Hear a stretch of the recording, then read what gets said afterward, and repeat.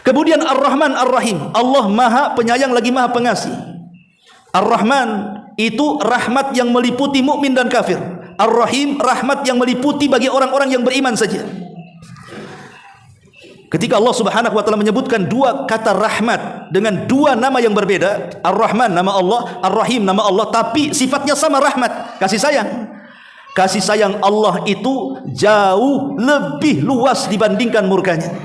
Makanya Allah sendiri mengatakan dalam hadis kursi, inna rahmati wasi'at ghadabi, sesungguhnya rahmatku meliputi kemurkaanku. Makanya kenapa Allah buat pintu sorga itu 8, pintu neraka itu 7. Kenapa nggak disamakan saja, pintu neraka 7, pintu sorga 7? Kenapa pintu sorga ditambah 1 jadi 8 pintu?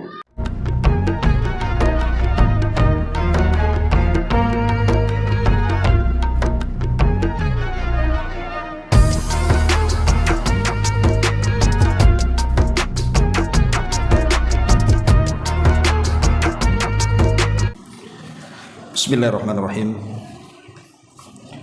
Assalamualaikum warahmatullahi wabarakatuh. Alhamdulillah wassalatu wassalamu ala Rasulillah wa ala alihi wa sahbihi wa mawalah wa la hawla wa la quwata illa billahi wa ba'du.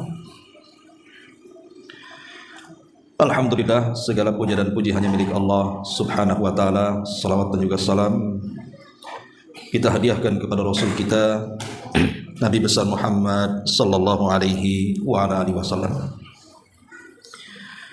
Kita lanjutkan kembali kajian Kitab Tauhid dan kita masuk pada bab qaulullah azza wa jal, innama dzalikumus syaitanu yukhawwifu awliya'ahu fala takhafuhum wa khafuni in kuntum mu'minin. Bab firman Allah Subhanahu wa taala, sesungguhnya mereka tidak lain hanyalah setan yang menakut-nakuti dirimu dengan semua kawan-kawannya dari kalangan orang-orang musyrik. Oleh karena itu janganlah kalian takut kepada mereka, tapi takutlah kepadaku jika kalian benar-benar beriman kepada Allah Azza wa Jalla. Bab ini menjelaskan kepada kita tentang amalan-amalan hati.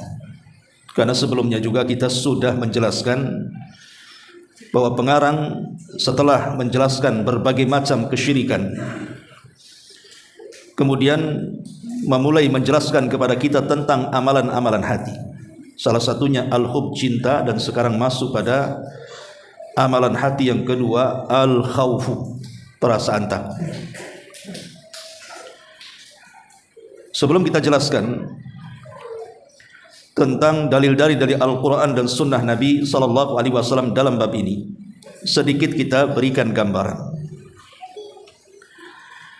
Ma'asyiral muslimin wal muslimat rahimakumullah. Kita tahu bahwa ahli sunnah wal jamaah mengatakan bahwa ibadah hati itu harus terdiri dari 3 perkara. Dan ini wajib pada setiap ibadah yang kita lakukan.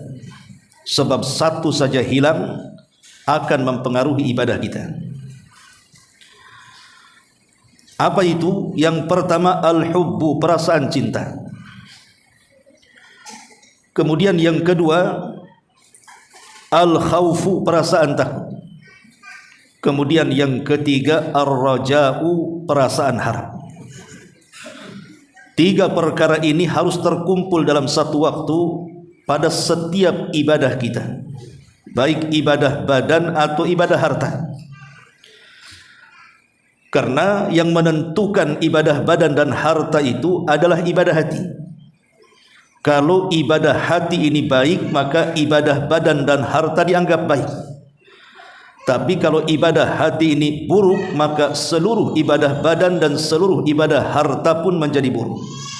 Dan itu berdasarkan sabda Nabi sallallahu alaihi wasallam, ala wa inna fil jasadi mudghah idza saluhat saluhal jasadu kulluh wa idza fasadat fasadal jasadu kulluh ala wahiyal qalb. Ingatlah pada jasad kita semua ini ada segumpal daging.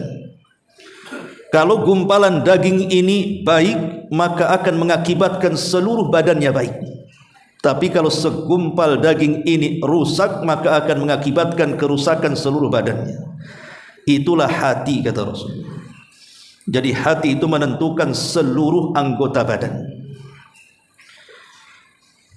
Syekhul Islam Ibn Taimiyah rahimahullahu ta'ala dalam kitabnya Majmu'ul Fatawa mengatakan, man abadallaha bil hubbi wahdahu fahuwa zindikun, wa man abadahu bil khawfi wahdahu fahuwa haruriyun, wa man abadahu bil raja'i wahdahu fahuwa murji'un, wa man abadahu bil hubbi wal khawfi wal raja'i fahuwa mu'minun muwahhidun.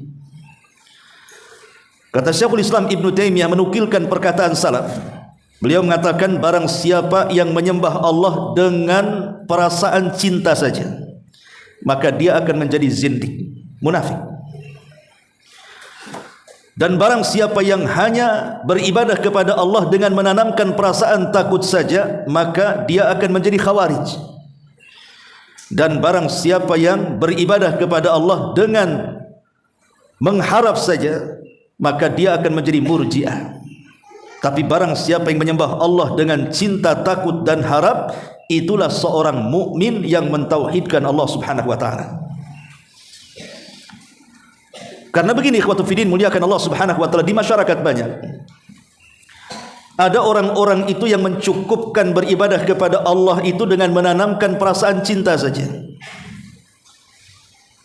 Tidak perlu kita takut, tidak perlu kita mengharap. Kalau memang ini yang diperlukan dalam beribadah kepada Allah Subhanahu wa taala, bahwa ketika beribadah itu cukup cinta saja, maka tidak ada manusia yang masuk ke dalam neraka, ikhwan. Pasti semua manusia masuk surga. Lalu apa gunanya Allah menciptakan neraka kalau begitu?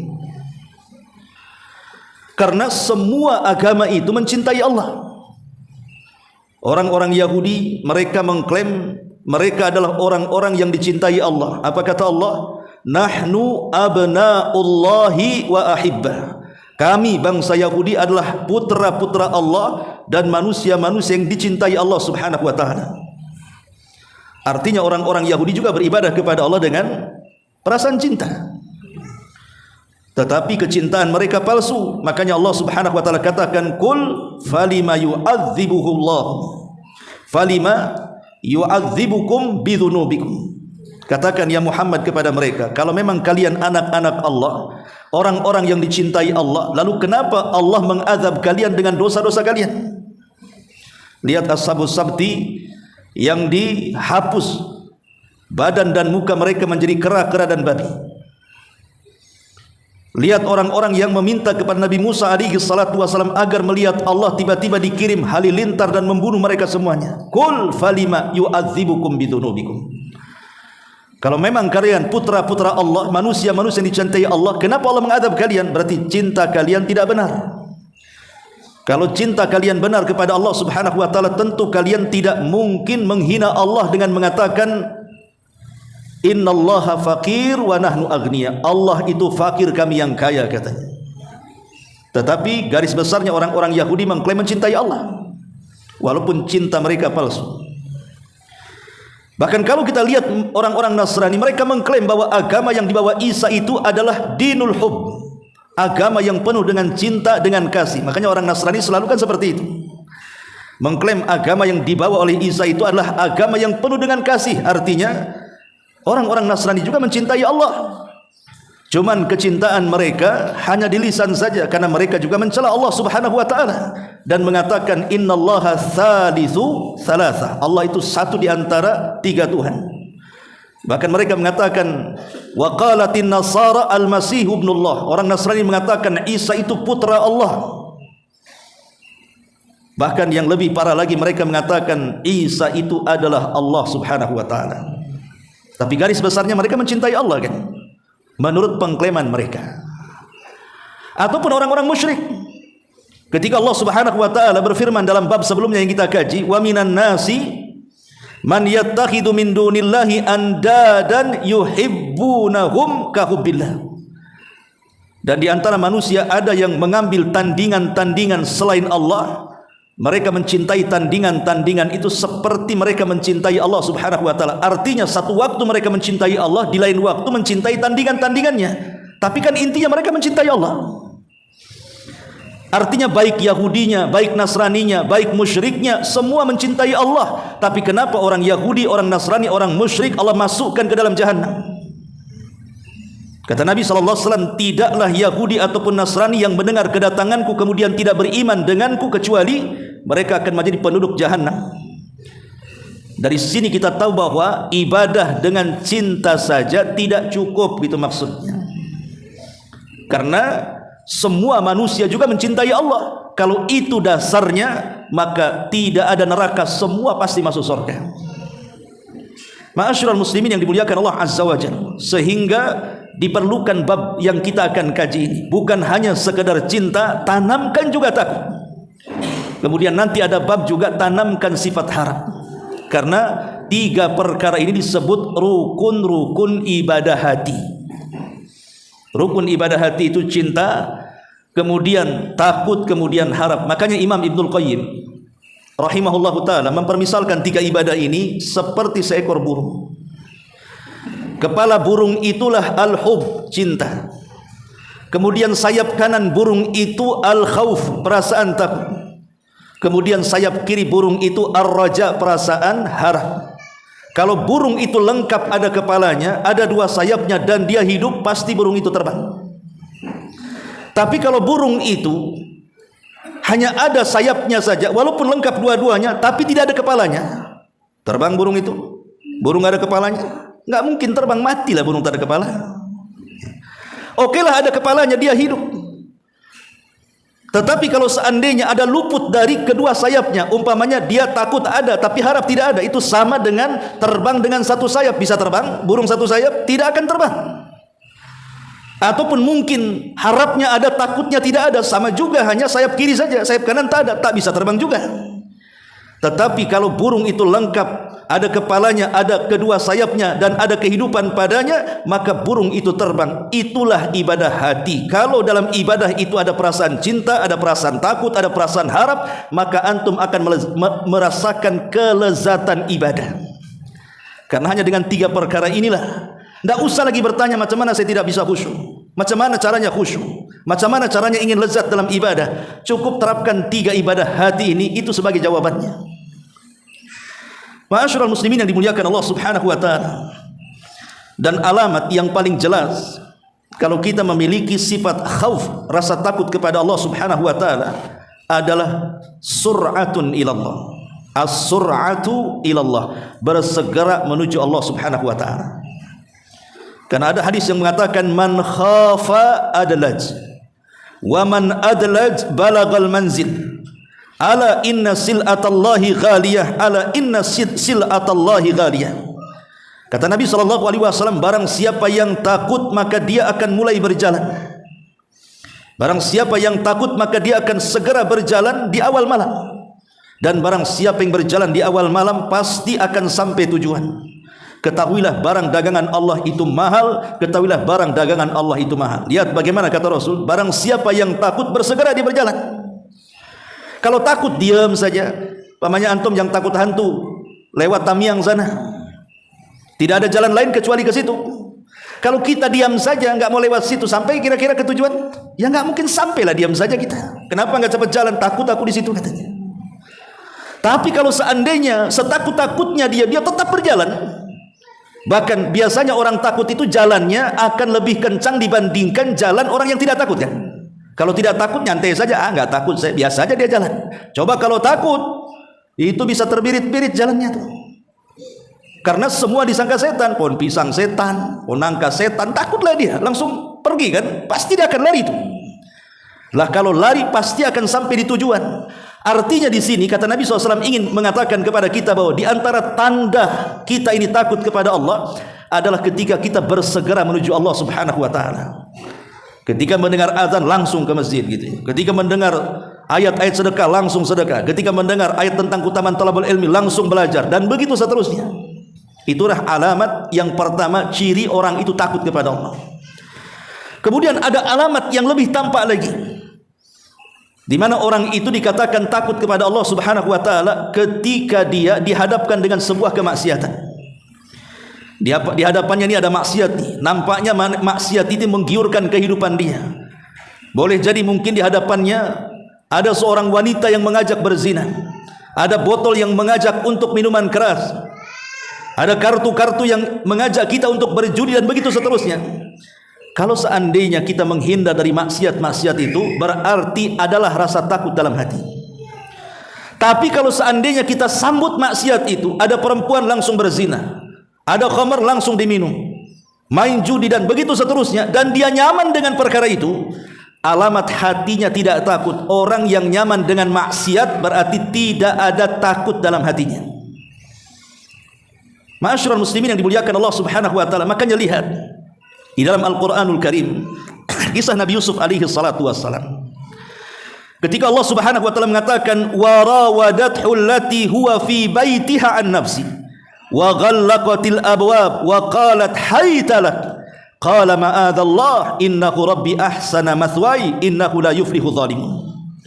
Walaqad hammat bihi wa hamma biha laula an ra'a burhana rabbi kadzalika nasrifu anhu su' wal fahsya innahu min ibadinal mukhlisin.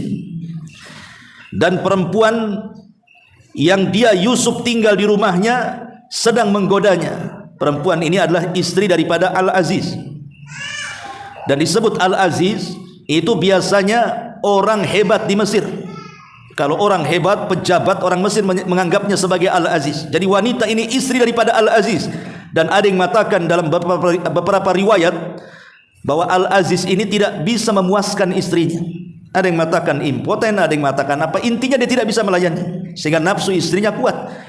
Lah ketika melihat Yusuf yang ganteng itu, yang mewarisi separuh ketampanan Adam alaihi salatu wassalam, tertarik dia, padahal itu anak angkatnya, sudah 10 tahun dirawatnya. Rupanya dari usia 10 tahun sekarang sudah usia 20 tahun, nampaklah ganteng Nabi Yusuf itu. Dan tidak ada manusia seganteng itu kala itu.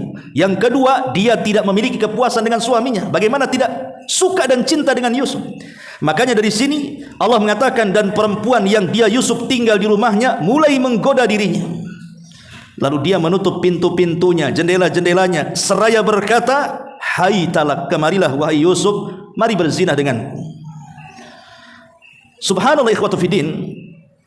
Godaan Nabi Yusuf ini dengan tawaran wanita itu besar. Pertama, Nabi Yusuf itu masih muda, 20 tahun, itu syahwat lagi gede-gedenya.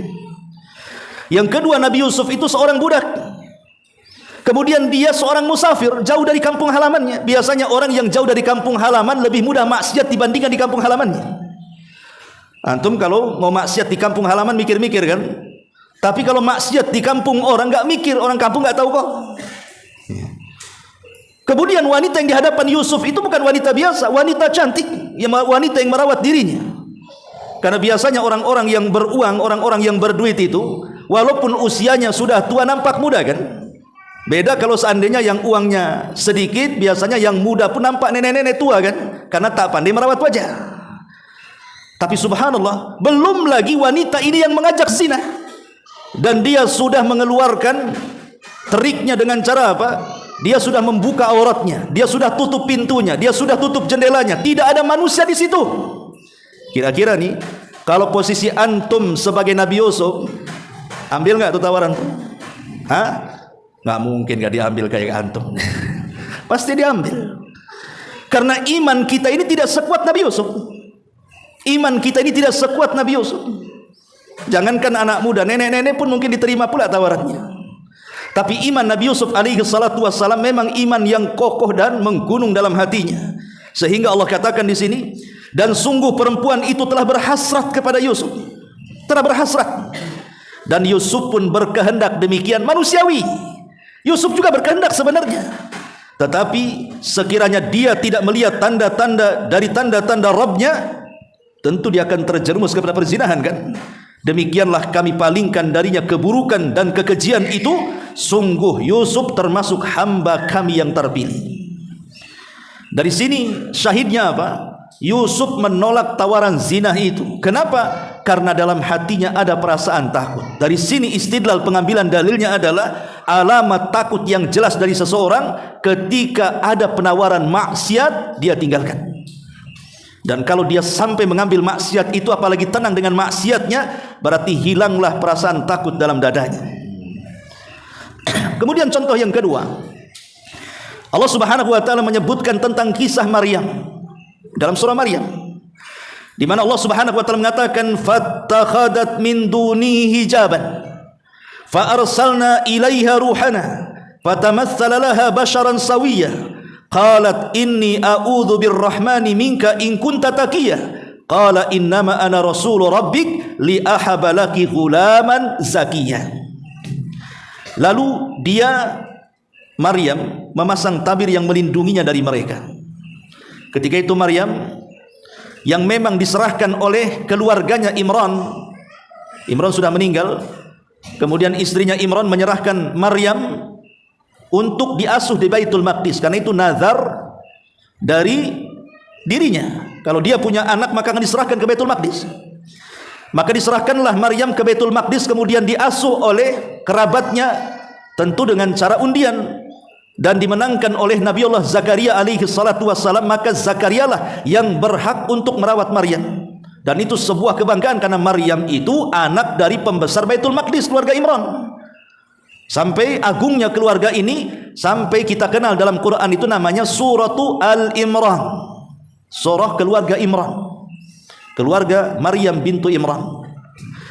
Maka sejak itulah Zakaria membimbing Maryam tidak keluar dari mihrabnya.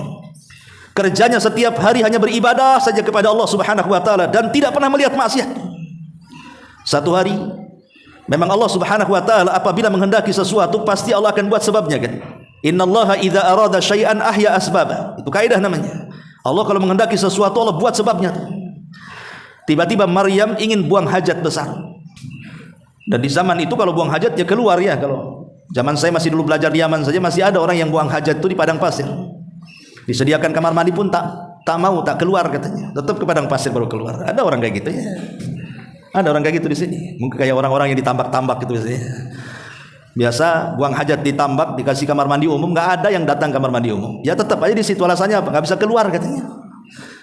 Jadi orang-orang dulu itu kalau buang hajat ya cari tempat-tempat yang jauh dari manusia.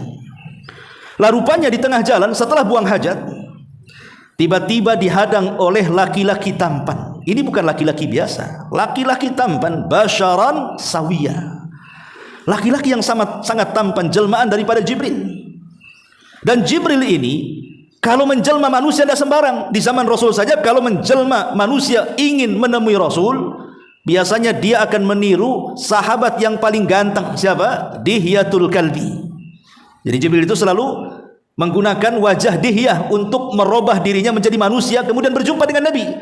Dan tidak ada manusia terganteng dari kalangan sahabat ketika itu melebihi Dihyah. Kalau dia safar ke Syam itu berjualan, wanita-wanita Syam itu terpelongok saking gantengnya Dihyah itu. Jadi Jibril tidak sembarang, dia kalau mau menghadapi seseorang itu pasti dia akan bermuka manusia dengan muka yang sangat ganteng. Dalam hadis Umar saja lihat bagaimana wabah Jibril itu. Kata Umar bin Khattab, ittala alaina rajulun syadidu bayadi thiyab syadidu syawadi sya'ri la yura alaihi atharus safar wa la ya'rifuhu minna ahad, dan begitu seterusnya. Datang kepada kami, kata Umar, seorang laki-laki yang sangat hitam rapi sekali rambutnya, kemudian sangat putih sekali dandanannya, dan tidak ada bekas safarnya. Masalahnya di antara kami tidak ada yang kenal dia. Kalau dia orang jauh, kenapa tak kotor badannya? Kalau dia orang dekat, kenapa pula tak ada yang kenal di antara kita? Tapi dengan menunjukkan, Umar menceritakan bagaimana kondisi Jibril yang datang dengan penampilan yang luar biasa, menunjukkan Jibril itu kalau menjelma manusia, maka dia tidak sembarang menjelma. Lah sama juga di sini ketika berjumpa dengan Maryam, menghadang Maryam, Jibril itu berpenampilan dengan sangat ganteng sekali. Tapi Maryam adalah wanita yang dididik untuk takut kepada Allah Subhanahu wa taala. Sehingga Maryam mengatakan, qalat inni a'udzu birrahman in kunta taqiyya. Qalat inni a'udzu birrahmani minka in kunta taqiyya. Maka Maryam berkata, sungguh aku berlindung kepada Rabbku yang maha pengasih terhadap engkau wahai fulan, jika engkau bertakwa pergilah dariku. Dan perasaan takut yang ada di hati Maryam menjadikan Maryam tertunduk dan tidak berani memandang laki-laki tampan itu. Padahal dia seorang gadis, tidak pernah melihat laki-laki tampan kecuali hari itu. Tapi perasaan takut mendorongnya untuk menundukkan pandangan, karena tahu bahwa menundukkan pandangan itu bagian daripada perintah Allah Subhanahu wa taala. Barulah kemudian Jibril mengatakan, inni atau qala innama ana rasulu rabbik li ahabalaki gulaman zakiyah. Sungguh aku hanyalah utusan Rabbmu untuk menyampaikan anugerah kepadamu berupa seorang anak laki-laki yang suci kelak saat kelahirannya. Itulah Isa bin Maryam. Ini contohnya. Contoh yang kedua, bahwa karena dorongan rasa takut Maryam tidak berani memandang laki-laki itu. Kalau di zaman sekarang subhanallah, seolah-olah tidak ada rasa takut lagi pada hati kita ini. Hari-hari kita memandang aurat yang bukan halal untuk dipandang. Tidak di alam nyata, ya di alam medsos kan. Mamanya tak ada, malam-malam ke mall tak ada wanita, nengok pula di handphone. Nah, itulah kita. Terkadang rasa takut itu sudah tidak ada. Makanya Nabi SAW sampai mengatakan, sab'atun yudhilluhumullahu fi dhillihi yawma la dhilla illa dhillu. Ada 7 kelompok kata Rasul yang akan mendapatkan naungan di hari yang tidak ada naungan kecuali naungan Allah Subhanahu wa taala. Salah satunya apa kata Rasul? Wa rajulun da'athu imra'atun dzata mansabin wa jamalin faqala inni akhafullah. Seorang laki-laki yang dipanggil oleh wanita yang cantik, memiliki kedudukan kaya raya, indah, menawan, bak bidadari, tapi dia menolaknya dan mengatakan, aku takut kepada Allah Subhanahu wa taala dan tidak jadi berzina dengan wanita itu.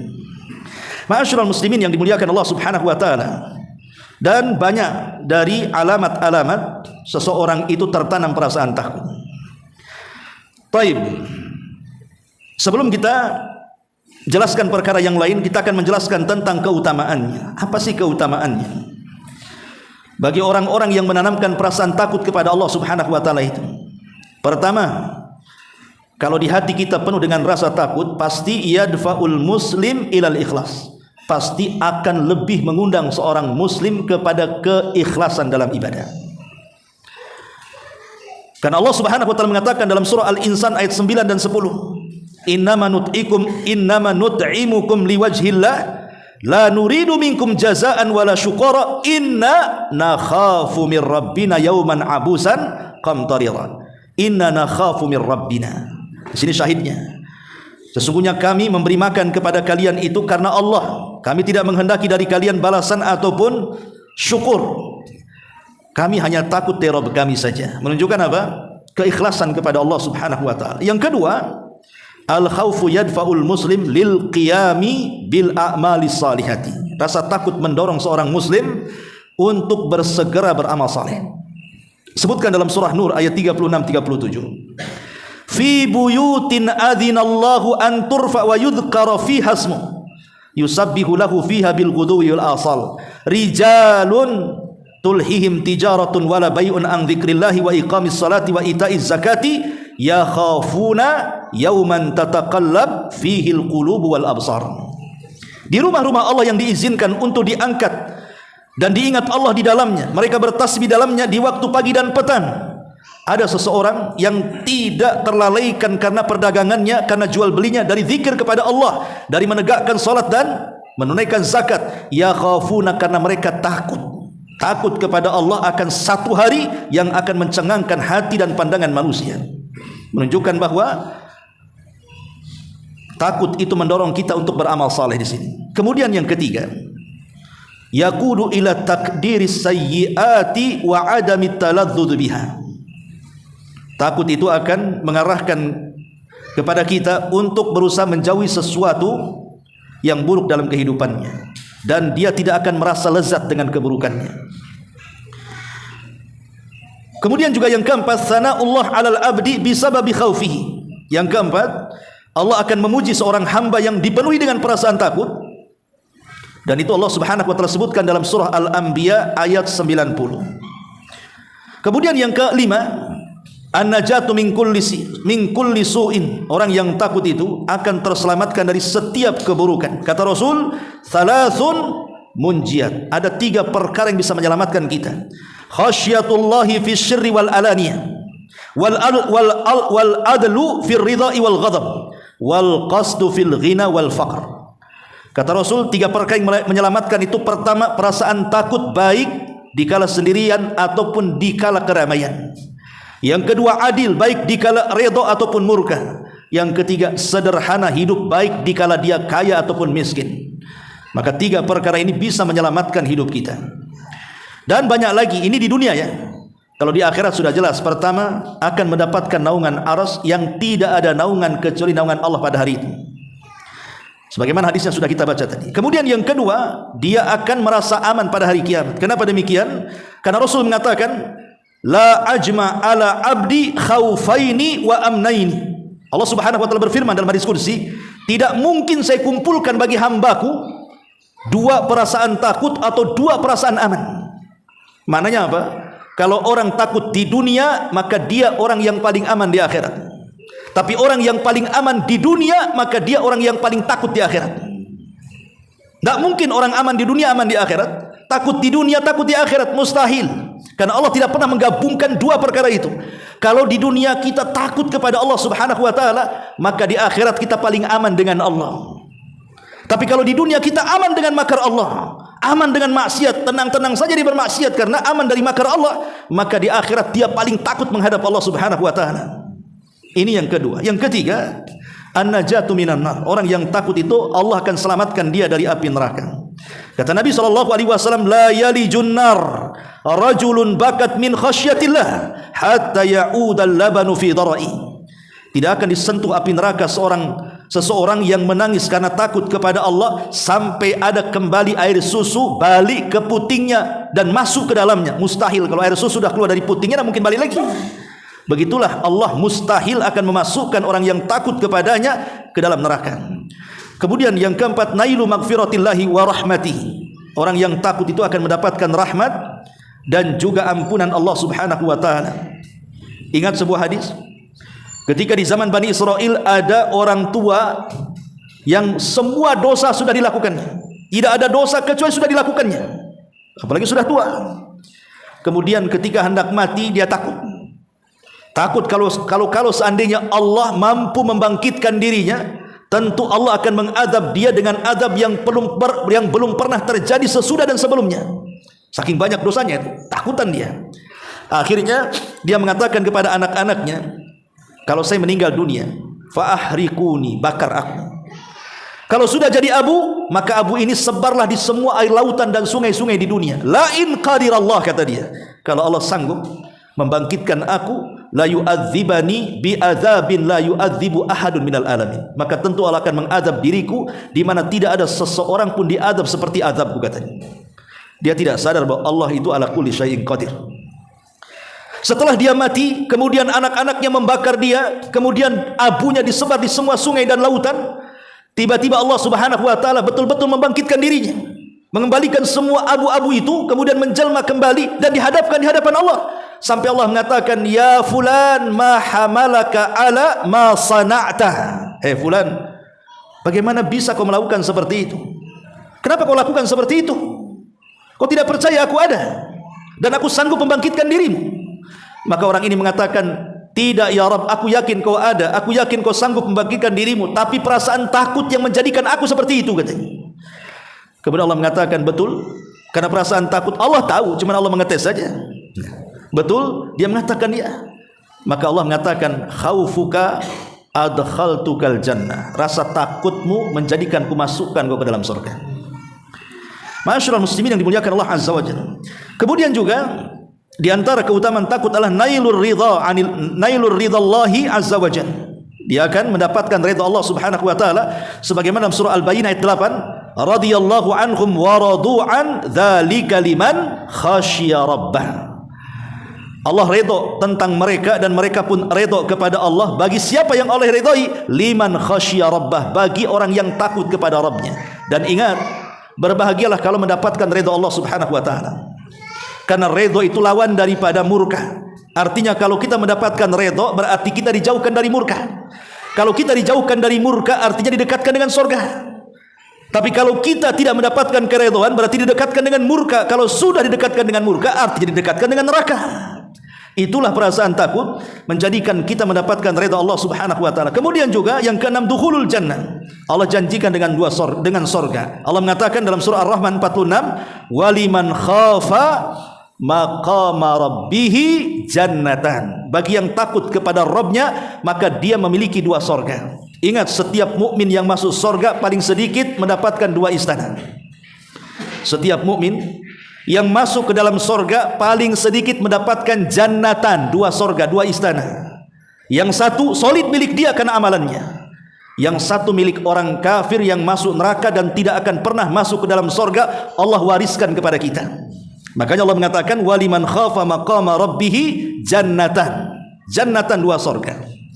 Kemudian yang nomor 7, qurratul ain wan naimul kabir fil jannah. Bukan hanya sorga saja, tapi segala kenikmatan bidadarinya, kenikmatan besarnya semua Allah berikan kepadanya. Tatajafa junubuhum anil madaji'i yad'una rabbahum khaufan wa tama'an wa mimma razaqnahum yunfikun. Lambung mereka jauh dari tempat pembaringan mereka, artinya bangun tengah malam kemudian tahajud. Yad'una rabbahum, mereka berdoa kepada Allah dalam posisi khaufan, takut, wa tama'an, harap, wa mimma razaqnahum yunfikun, dan terhadap apa yang kami rizkikan mereka infakkan. Di sini syahidnya, fala ta'lamu nafsun ma ukhfiya lahum min qurrati a'yun jazaa'an bima kanu ya'malun. Maka jiwa tidak ada yang tahu seberapa indahnya bidadari itu, dan itu sebagai balasan apa yang mereka telah kerjakan. Dan banyak lagi tentang keutamaan takut itu. Ma'asyiral muslimin yang dimuliakan Allah Subhanahu wa taala, disebutkan di antara dalil-dalil tentang 3 rukun ibadah itu di surat yang sering kita baca. Surah apa? Surah Al-Fatihah. Setiap hari kita membaca surah Al-Fatihah minimalnya 17 kali kan sehari. Itu kalau sholat wajib saja. Kalau sholat sunnah ya banyak kali, karena setiap rakaat wajib baca Fatihah. Ya. Lihat di permulaan Al-Fatihah itu, alhamdulillahi rabbil alamin, ar-rahman ar-rahim, maliki yaumiddin. Kata para ulama, di antaranya Imam Abdul Qayyim mengatakan kalimat alhamdulillahi rabbil alamin, kalimat ini melahirkan perasaan cinta. Ar-Rahman Ar-Rahim melahirkan perasaan harap, dan maliki yaumiddin melahirkan perasaan takut. Bagaimana caranya? Alhamdulillah, segala pujian hanya milik Allah. Orang kalau memuji tidak lain karena cinta kan? Tidak mungkin orang muji itu karena benci. Rata-rata orang benci tidak mungkin muji. Karena bagaimanapun pujian itu akan jatuh bagi mata-mata pembenci, tapi pujian itu akan muncul dari mata-mata yang cinta. Kita kalau cinta seseorang pasti dipuji dia. Kalau benci seseorang pasti akan dicela dia. Makanya pujian bagi Allah Subhanahu wa taala itu karena cinta kita kepada Allah. Di sini lahir perasaan cinta. Kemudian Ar-Rahman Ar-Rahim, Allah Maha Penyayang lagi Maha Pengasih. Ar-Rahman itu rahmat yang meliputi mukmin dan kafir. Ar-Rahim, rahmat yang meliputi bagi orang-orang yang beriman saja. Ketika Allah Subhanahu wa taala menyebutkan 2 kata rahmat dengan 2 nama yang berbeda, Ar-Rahman nama Allah, Ar-Rahim nama Allah, tapi sifatnya sama, rahmat, kasih sayang. Kasih sayang Allah itu jauh lebih luas dibandingkan murkanya. Makanya Allah sendiri mengatakan dalam hadis kursi, inna rahmati wasi'at ghadabi, sesungguhnya rahmatku meliputi kemurkaanku. Makanya kenapa Allah buat pintu sorga itu 8, pintu neraka itu 7. Kenapa nggak disamakan saja, pintu neraka 7, pintu sorga 7? Kenapa pintu sorga ditambah 1 jadi 8 pintu? Untuk menunjukkan bahwa rahmat Allah itu lebih luas dibandingkan kemurkaannya. Ketika rahmat Allah itu luas, disinilah timbul harapan. Seberapa besar pun yang kita hadapkan dari dosa-dosa yang kita miliki, kalau kita minta ampun kepada Allah, adalah harapan Allah mengampuni kita, karena Allah itu zat yang maha rahmat lagi maha pengampun. Adapun maliki yaumiddin melahirkan perasaan khauf yang kita bahas. Karena nanti pada hari kiamat ketika seluruh makhluk Allah dihancurkan, bumi dihancurkan, langit dihancurkan, alam semesta dihancurkan, makhluk yang berakal dihancurkan, mulai para malaikat, para jin dan manusia, semua tidak ada yang hidup, binatangnya, tumbuh-tumbuhannya, dalam 40, entah 40 hari, 40 bulan, 40 tahun, wallahu alam, kata Abu Hurairah. Tapi dalam angka 40 itu terjadi kehancuran yang luar biasa. Itulah yang disebut dengan nihayatul alam, akhir dari seluruh alam semesta. Ketika semua sudah hancur, maka Allah Subhanahu wa taala akan berdiri sendirian Kemudian akan mengatakan limanil mulkul yaum, limanil mulkul yaum. Kalian sudah tahu kekuasaan ini milik siapa? Kalian sudah tahu kekuasaan ini milik siapa? Ya tidak ada yang jawab, semua sudah mati. Malaikat sudah mati, jin sudah mati, manusia sudah mati. Maka Allah jawab sendiri, lillahil wahidil qahar. Kekuasaan ini milik zat yang satu, yang esa, yang bisa melakukan segalanya. Disitulah lahir perasaan takut. Maliki yaumiddin, dialah raja di hari ketika manusia dibalas oleh Allah dan dibangkitkan di hadapan Allah Subhanahu wa taala. Lahir perasaan takut. Jadi kalau kita sedang membaca permulaan Al-Fatihah, mestinya kita merenungkan, tanamkan dalam solat kita perasaan cinta, tanamkan dalam solat kita perasaan harap, dan tanamkan dalam solat kita perasaan takut. Maka akan merasakan lezatlah solat itu. Subhanakallahumma bihamdika, asyhadu an la ilaha illa anta, astaghfiruka wa atubu ilaik. Allahu taala alam. Assalamualaikum warahmatullahi wabarakatuh.